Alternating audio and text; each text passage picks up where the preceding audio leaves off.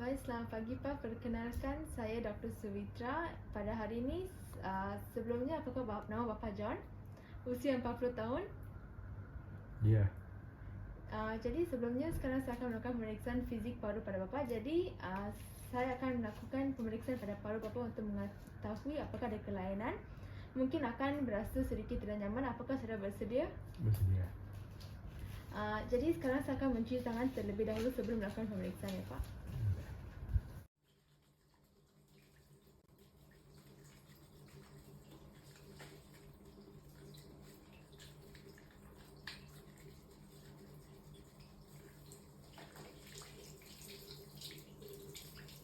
Jadi sebelum pemeriksaan, pastikan pasien sudah membuka baju terlebih dahulu dan melakukan pemeriksaan pada paru pasien.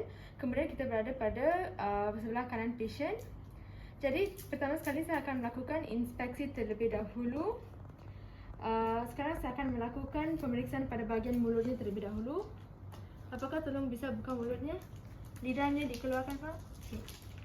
Jadi dari pemeriksaan mulut tidak dapat ditemukan kebiruan dan juga sinusitis. Mungkin tangannya bisa dibuat begini Pak. Di sini kita dapat melihat apakah ada sinusitis perifer atau tidak, apakah ada tanda kebiruan atau tidak. Sekarang tangannya seperti ini. Kita juga bisa lihat apakah ada clubbing finger atau tidak. Dari pemeriksaan inspeksi tadi, tidak ditemukan sinusitis pada bibir pasien maupun lidah pasien. Kemudian pada pemeriksaan tangan dan juga jari-jari tidak ditemukan adanya tanda sinusitis perifer dan juga tidak ditemukan adanya clubbing finger. Jadi yang pertama, kita akan melakukan pemeriksaan pada dada dan tinu, di mana prinsipnya adalah pemeriksaan paru. Pertama sekali inspeksi, kemudian dilakukan palpasi, perkusi dan juga terakhir adalah auskultasi. Jadi yang pertama adalah pemeriksaan paru. Saya akan melakukan inspeksi terlebih dahulu. Saya akan melihat bagaimana pergerakannya, bagaimana apakah sinusitis atau tidak. Kemudian kita lihat apakah ada kebiruan, tanda inflamasi, deformitas dan juga pembengkakan. Kemudian apakah ada tanda spironefri dan ada tanda peradangan lainnya. Tolong tarik nafas Pak. Hembuskan. Pada pasien tidak ditemukan adanya pada pasien adanya simetris pada kanan dan juga kiri, dan juga nafasnya juga normal, tidak ada retraksi. Baik, sekarang saya akan melakukan palpasi, di mana saya akan melakukan pemeriksaan ekspansif pada dada pasien. Jadi saya akan meletakkan kedua tangan saya pada dada pasien kanan dan kiri dan akan menilai darahnya nanti. Saat dilakukan palpasi, apakah dia kuat angkat kanan kiri sama atau terangkat pada satu sisinya. Tolong tarik nafas. Hembus. Tarik nafas. Hembuskan.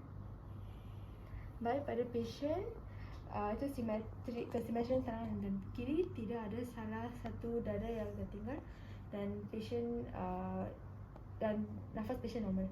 Sekarang saya akan melakukan pemeriksaan parameter taktil pada pasien. Bapa, sekarang saya akan menyuruh Bapa mengucapkan 77. Tolong sebut 77. 77. 77. 77. Lagi. 77. Baik, dari hasil pemeriksaan parameter taktil itu dia simetris kanan dan kiri, tidak ada yang menurun dan juga semuanya normal. Baik, selanjutnya saya akan melakukan pemeriksaan perkusi pada paru, di mana yang pertama saya akan melakukan perkusi di supraclavicular, di apex paru. Kemudian saya akan bandingkan kanan dan kiri, dan atas dan bawah, dan menilai apakah ada perubahan suara dari sonor. Pertama sekali saya akan melakukan dari apex paru, dari supraclavicular.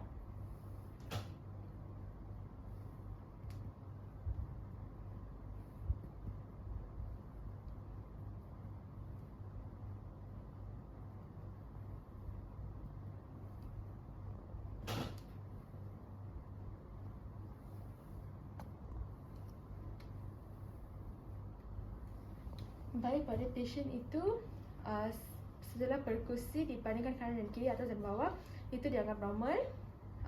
Sonor di semua lapang paru. Selanjutnya saya akan melakukan pemeriksaan auskultasi.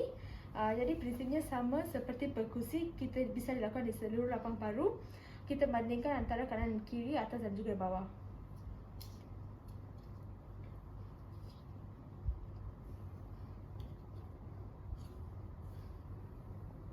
Cuba tarik nafas, hembuskan, tarik nafas.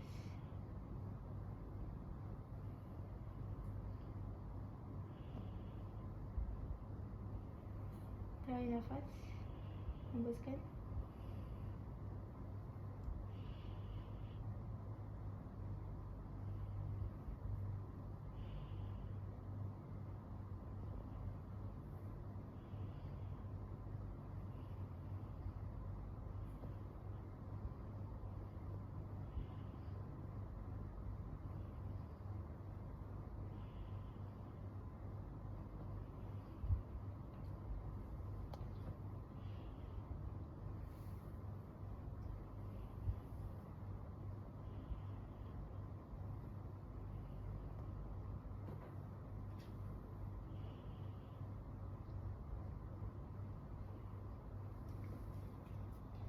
Baik, dari hasil pemeriksaan auskultasi itu dibandingkan bawah kanan dan kiri itu dianggap normal vesikular di seluruh lapang paru dan tidak ditemukan kelainan, tidak ditemukan wheezing, rongki maupun tidak.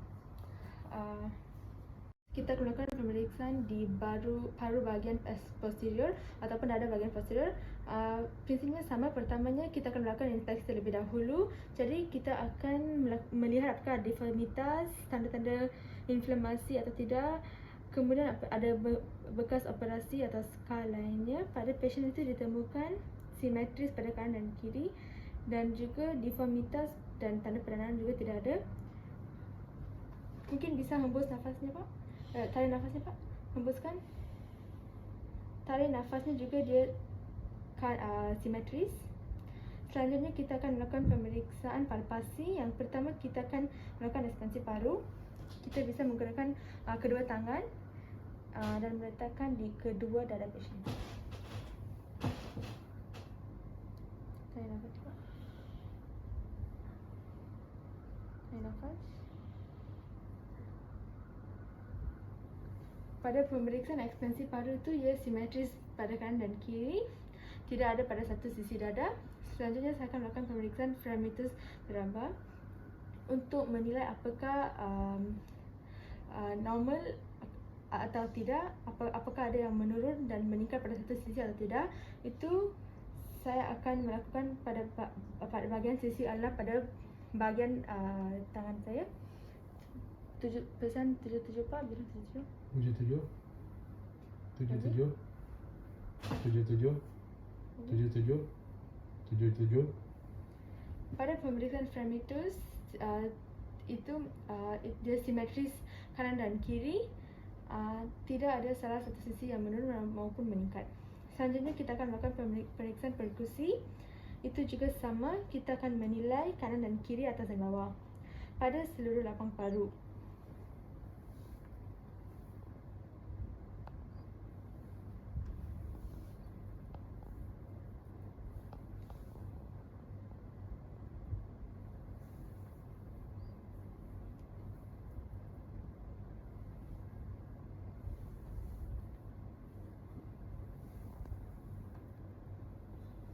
Baik, pada pasien itu perkusinya itu sonor kanan kiri dan ia simetris kanan kiri.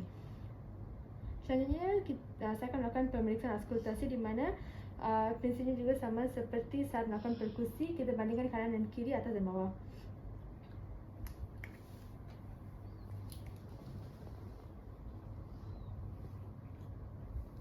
Cuba tarik nafasnya.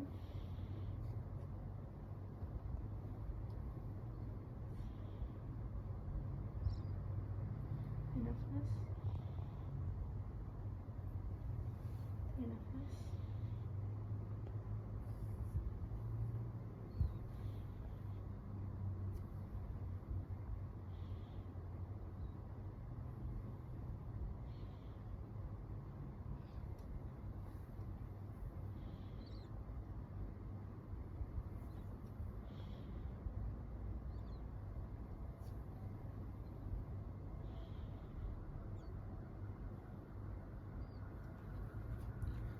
Baik, pada pemeriksaan auskultasi itu dia normal, vesikular di seluruh rapang paru dan tidak ditemukan suara tambahan iaitu bizi, stridor maupun rongki.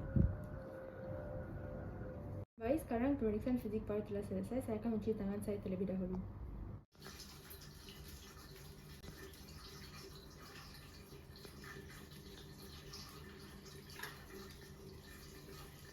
Baik Pak, dari hasil pemeriksaan tadi, setelah melakukan pemeriksaan fizik paru dari depan dan belakang itu ditemukan normal dan tidak ada kelainan.